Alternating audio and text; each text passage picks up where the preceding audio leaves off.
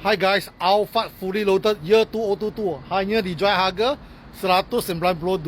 Follow Kento. Guys, ini unit fully loaded. Mengapa murah? Sebab dia punya mileage 72,000 km. Tapi dia fully loaded. Harga dia murah kalau you nak banding. So modal di star kit sudah siap.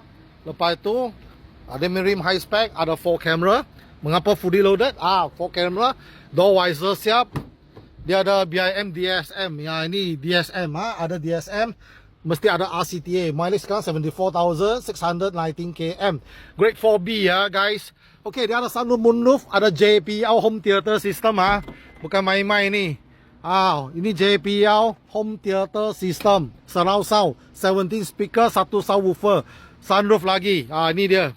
Condition yang cantik Dalam bau busuk, tak ada bau rokok, tak ada bulu. Guys, mari kita tengok dari bahagian belakang pula. So kita buka. So pakai manual buka memang tak ada power lah. Kena pakai button atau dia punya kunci. Okay, boleh nampak ada dashcam sudah siap lah. Boleh lipat macam ni. Dia punya seat, tengok bawah dia tak ada spare tire. Dia pakai pump and sealant. Okay, so pakai power boot tutup. 2 power door, 1 power boot. Guys, kalian nak fully loaded, susah mau cari harga macam ni. Condition pun cantik, tak ada karat nampak, tak ada leaking. Dia punya bersih semua okey lagi. So ini conditionnya cantik. Cuma mileage-nya 72,000 plus. Harga dijual hanya 192,000.